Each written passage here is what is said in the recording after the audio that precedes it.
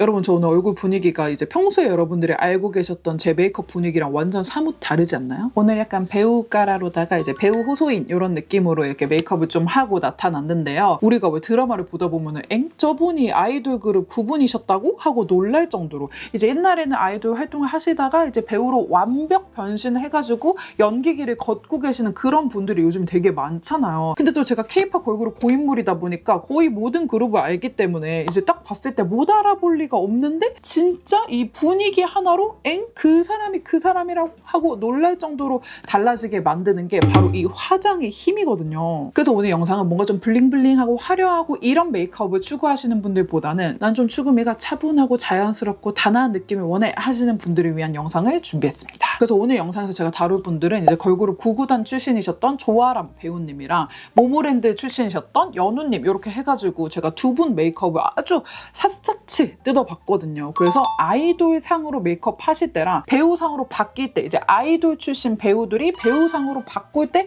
꼭 하는 그 작업들을 모아가지고 여러분한테 설명해드리려고 합니다. 바로 들어가 보시죠. 자, 우선 되게 큰 변화인데 요거를 뭔가 좀 메이크업 포인트로 찝기에는 다들 너무 잘 알고 계실 부분이어가지고 짧게 말로만 설명하고 넘어가면은 일단 렌즈, 여러분 렌즈를 이제 아이돌 시절 때는 이제 조아람님도 보면은 렌즈 직경이 엄청 크거든요. 이 흰자의 면적이 얼마나 남았는지를 보면은 렌즈 직경을 대충 가늠을 할 수가 있는데 이 아이돌 시절 때 사진을 보면은 흰자보다 검은자의 비중이 더 높을 정도로 정말 큰 직경의 렌즈, 그리고 살짝 그레이기도 있는 것 같아요. 근데 저도 요즘에 직경 살짝 큰 렌즈에 꽂히기도 했고, 이제 렌즈 큰 게 나쁘다는 게 아니라 렌즈를 큰 거를 꼈을 때의 이점은 뭔가 조금 더 화려해 보이고 다른 메이크업을 조금 덜어내더라도 이 렌즈가 주는 또렷함이 있기 때문에 그 부분이 많이 장점인 건데, 이 아이돌 시절 때 메이크업을 보면은 직경도 크고 다른 메이크업도 빡빡빡빡 엄청 진하게 되어 있다 보니까 전체적으로 약간 투머치 느낌이 살짝 있었거든요. 근데 지금 렌즈를 보면은 지금 거의 안 끼셨거나 아주 자연스러운 렌즈를 끼신 것 같거든요. 저도 오늘 거의 생눈에 가까워 보이는 블랙 렌즈를 착용을 했는데 배우분들은 거의 대부분이 렌즈를 착용을 하지 않거나 아니면 끼더라도 정말 자연스러운 블랙 렌즈나 초코 브라운 요 정도만 착용을 하시더라고요. 이 부분 살짝 짚고 넘어가고요. 본격적으로 메이크업 포인트 알려드릴게요. 첫 번째는 아주 많이 덜어낸 내추럴 음영 메이크업입니다. 일단 전에 두 분 메이크업을 보면은 정말 이 아이돌 메이크업에 좀 그때 당시 아이돌 메이크업의 정석처럼 메이크업을 하셨거든요. 연우님도 지금 보면은 연우님은 사실 전에도 직경 큰 렌즈를 그렇게 착용한 사진이 많지는 않았어서 렌즈 부분의 차이는 크게 있지는 않았는데 메이크업을 보면 딱 이제 눈 부분 봤을 때 이 아이라인 되게 길게 뺀 거 눈에 확 보이고, 그리고 트임은 이만큼 텄구나 하고 엄청 눈에 확 보이고, 특히 이제 애교살에 글리터까지 빡 넣어가지고 진짜 가득 찬 메이크업을 했었고요. 그리고 조아람님도 보면은 이제 연우님보다 더 진하게 메이크업을 하셨었는데 뭔가 그때 당시에 구구단 컨셉이 살짝 걸크러쉬 느낌도 좀 있었어서 그랬는지 진짜 이 눈썹도 되게 진하고, 이 아이 메이크업도 보면은 가장 먼저 이 진한 섀도우랑 여기 애교살에 글리터 콕콕 박아놓은 거 엄청 눈에 잘 보이시죠? 근데 지금 메이크업을 보면은 그때에 비해서는 거의 생눈에 가깝다라고 느껴질 정도로 엄청나게 많이 덜어냈거든요. 근데 여기서 포인트가 그냥 생눈이면 제가 이렇게 다루지를 않죠. 생눈처럼 보이지만 사실은 디테일이 겁나 많이 들어가 있다. 그 디테일을 좀 알려드려 볼게요. 자, 우선 두 분 다 이제 애프터 메이크업을 자세히 들여다보면은 눈두덩이에 음영이 꽤나 많이 들어가 있거든요. 근데 여기서 음영이 그냥 브라운 음영 이런 느낌이 아니라 아주 살짝 붉은기가 가미되어 있어요. 살짝 핑크 소프트 브라운 같은 느낌으로 음영이 들어가 있거든요. 요거는 제가 실제로 이제 청담 샵도 되게 많이 다니잖아요. 근데 샵에 가가지고 배우 메이크업도 받아보고 아이돌 메이크업도 받아보고 했을 때 가장 크게 느껴졌던 차이점이, 배우 메이크업, 아이돌 메이크업 둘 다 똑같이 음영 메이크업을 하더라도 배우 메이크업 때는 들어가는 컬러 자체가 이렇게 붉은기가 살짝 들어간 컬러를 늘 쓰더라고요. 그때 제가 궁금해서 이유도 여쭤봤었는데 약간 이렇게 붉은기가 가미된 컬러를 써줬을 때 좀 이제 좀 아련아련한 분위기가 좀 형성이 되잖아요. 그래서 음영 메이크업을 하되 그 아련한 분위기는 살짝의 붉은기를 첨가함으로써 그런 느낌을 내주는 거죠. 그래서 제가 오늘 한 요 약간의 붉은기가 들어간 요 눈두덩이 메이크업은 싹 다 요걸로 했거든요. 이 팔레트 제가 추천드리고 싶어요. 2AN의 베러미 아이 팔레트 디어미, 제가 아주 옛날에도 추천드렸던 팔레트인데 얘가 구성이 되게 예쁘거든요. 그래서 이 중에서도 요 가운데 있는 요 컬러랑 요 컬러 위주로 많이 사용을 했단 말이에요. 여러분 이게 진짜 생각보다 차이가 많이 나는 부분인데 요 디어미 팔레트랑 정석 브라운 음영 팔레트를 이렇게 두 개 비교해가지고 지금 이렇게 발라봤거든요, 여러분. 같은 음영인데 느낌이 완전 달라지지 않나요? 여기 그 노란기 도는 브라운 음영을 살짝 덧발라봤는데 여러분 이렇게만 해도 차이가 되게 많이 나죠. 여기는 뭔가 좀 아련아련하고 내 원래 피부톤이랑 어우러지면서 자연스럽게 혈색이 생기는 느낌이라면은 여기는 그 노란기 도는 음영 섀도우를 아주 살짝 덧발랐을 뿐인데 너무 좀 음영 메이크업 뭔가 여기 딱 음영 넣었다 약간 이런 느낌이 들지 않나요? 이 상태에서 다시 지우고 제가 좋아하는 이 디어미 팔레트에 있는 붉은기 음영을 살짝 다시 내추럴하게 넣어주면은 뭔가 너무 튀게 음영 메이크업이 되는 게 아니라 내 원래 피부톤이랑 자연스럽게 어우러지면서 약간 아련한 음영 메이크업이 가능하다는 거. 그래서 이제 음영 컬러 선택이 굉장히 중요하고요. 그리고 이 내추럴 음영 메이크업 카테고리 안에서 또 하나의 포인트가 제가 예전에도 연한 메이크업을 하고 싶은데 또렷함은 놓치고 싶지 않다 할 때는 이 작업을 꼭 해주세요 라고 알려드린 적이 있었는데 바로 여기 언더 속눈썹 뿌리 부분에 들어가는 음영입니다, 여러분. 이게 원래 조금 화려하게 메이크업을 하던 사람이 갑자기 좀 연하게 메이크업을 하려고 하면은 뭔가 눈이 좀 덜한 것 같고 뭔가 좀 부어 보이는 것 같고 그런 느낌이 좀 들거든요. 그럴 때 그 마음을 착 눌러주는 게 바로 이 작업인데 자, 이 작업을 하기 전으로 제가 약간 만들어 볼게요. 이 작업이 안 들어갔다고 생각하고 작업을 하기 전으로 이제 애교살 섀도우로 다 넣어버릴게요. 여러분 너무 신기하게도 이 작업 하나 없앴다고 갑자기 이 눈이 포토샵으로 이렇게 위로 올린 것 같지 않아요? 이 포토샵 이렇게 잡아가지고 위로 잡아 끌어올린 것 같아. 그러면 또 어떻게 돼? 여기 중안부는 갑자기 휙 길어지고 눈은 세로 길이는 더 작아지고 지금 이렇게 된단 말이에요. 이 작업 하나가 진짜 큰 역할을 하는데 그래서 이 작업을 어떻게 하시면 되냐? 아주 쉽습니다, 여러분. 여기 있는 이 컬러 있죠? 지금 계속 디어미 팔레트입니다. 요렇게 두 개 믹스를 해가지고 요렇게 안쪽에다가 근데 이 안쪽이라는 게 여기서 포인트는 여러분 이렇게 해서 여기 이 흰 색깔 이 점막에 바르라는 게 아니고요. 안쪽이 여기 그냥 안쪽입니다. 이 흰색 점막 직전까지만 발라주시면 돼요. 요렇게 트임을 넣어줘야 돼요. 이렇게 자연스럽게 트임 넣어주면은 아까 포토샵처럼 위로 휙 올라갔던 눈 다시 내려오고 있죠? 그리고 여기도 살짝만 더 덧발라서 해주면은 이 작업이 사실 영역이 과해지면 그때 스모키 메이크업이 되는 거거든요. 그렇게까지 하는 게 아니라 지금 포인트 보셨죠, 여러분?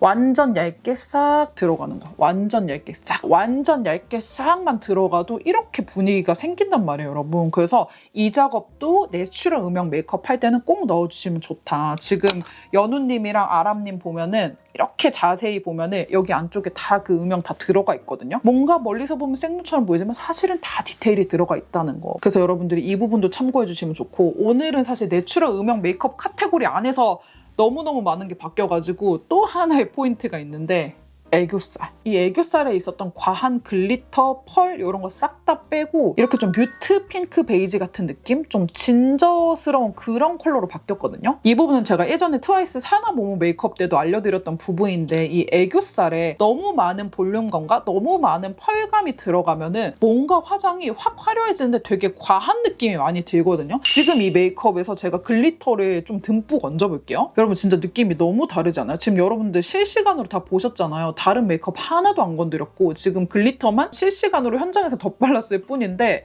다른 메이크업이 아무것도 안 보이고 이 은갈치스러운 이 느낌만 보이잖아요. 반반 다시 비교해드리면 이게 제가 기존에 했던 예쁜 이 음영 애교살이고 느낌 아시겠죠? 네. 근데 또 여기서 오해하시면 안 되는 게 글리터가 무조건 나쁘다는 게 아니라 글리터를 쓰더라도 소량만 필요한 부분에 살짝 얹으면 좋았을 텐데 근데 무대 메이크업 때는 글리터를 살짝만 올릴 수가 없어요. 살짝 올리면 다 묻혀서 전혀 안 보이거든요. 그렇다 보니까 이제 입자 큰 글리터를 많이 뭉탱이로 얹어놓다 보니 전체적인 메이크업이 다 과해지는 거죠. 이제 드라마 카메라는 조명이 엄청 세거나 그러기보다는 조금 더 현실적으로 찍히니까 그런 글리터 같은 거를 싹 다 덜어낸 거죠. 그래서 제가 이 아련 모드 애교살 연출할 때 어떻게 연출을 했냐 하면은 오늘은 이렇게 사용을 해줬거든요. 요건 이제 음영 애교살을 하고는 싶은데 또 너무 어두운 음영을 하고 싶지는 않은 분들한테 되게 추천드리는 제품인데 이 진저 뮤트 컬러가 되게 예쁘거든요. 이 진저 뮤트 컬러가 뭔가 음영 핑크 베이지에 굉장히 가까운 컬러인데 이 컬러를 먼저 펜슬로 해가지고 컬러를 입혀주고 저처럼 애교살이 아예 없는 사람들이 이렇게 양감도 살려줘야 되기 때문에 저는 컨실러랑 같이 써줬고요. 만약에 애교살이 원래 튀어나와 있다 하시는 분들은 그냥 이 컬러 부분만 쓰셔도 됩니다. 이렇게 컬러 작업을 하고 그 상태에서 애교살 음영을 넣어주고요.